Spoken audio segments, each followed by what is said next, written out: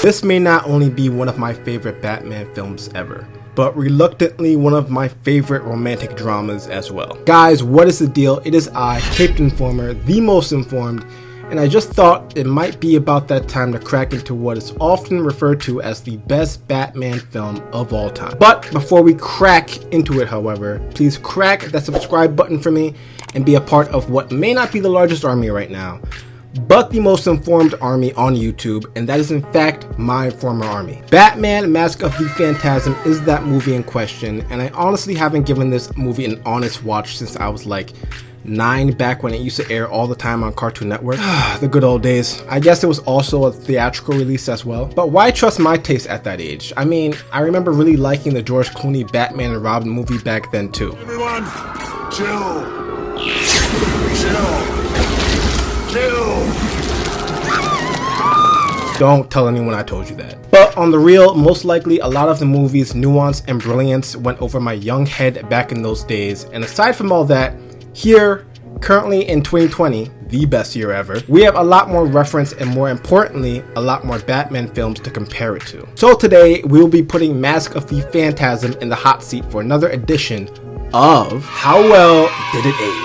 So let's get the ball rolling with a short synopsis, yeah? Batman Mask of the Phantasm released back in 1993 and was a feature film adapted from the same world as the animated series. So the world is set in the 1940s, and before the Batman became the Batman, he was once this multi-billionaire kid named Bruce Wayne.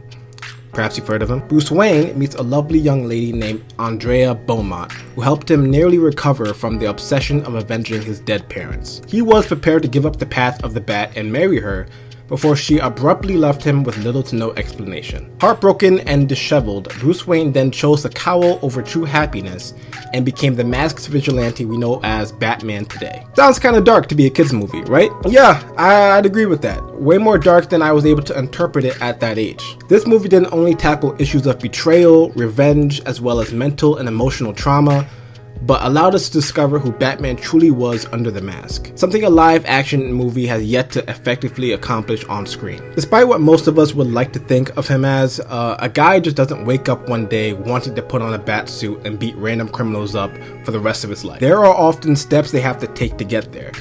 And what I appreciate is that the movie didn't just sell us on his parents' death being the only motivation. It was sidestepped by his heartbreak and losing what he believed was his last chance at true happiness. This was illustrated through the chemistry between him and Andrea perfectly, and proved how she really was his best love interest throughout any medium. Billionaire playboy or not, let's admit, Bruce doesn't always know how to pick him. Andrea was on par with him on so many different levels that it's crazy that she wasn't made canon in some way possible. You still following your dad's orders? The way I see it, the only one in this room controlled by his parents is you.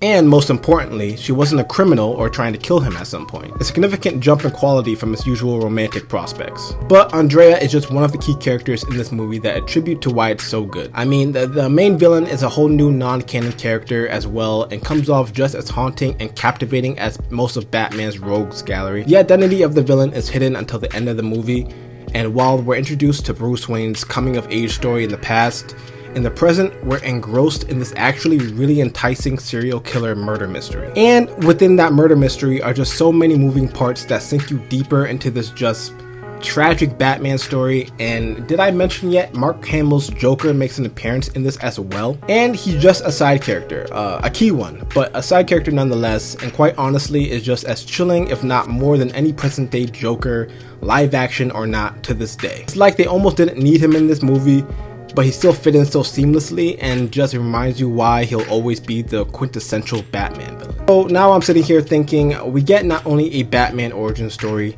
but a Joker origin story, as well as a whole new Batman villain, wrapped in an hour and 15-minute romance drama. And why doesn't this film come out in conversation more often? In fact, why hasn't anyone adapted this to live action yet? Hands down, they adapt this story in the 2021 The Batman movie.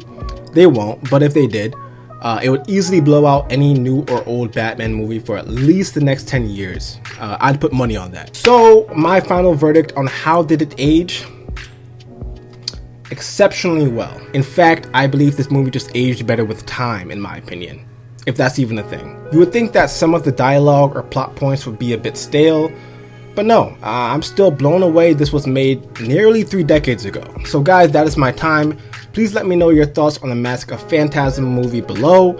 And while we're on the topic of DC Comics, I'm sure you've all heard about the DC fandom coming this weekend.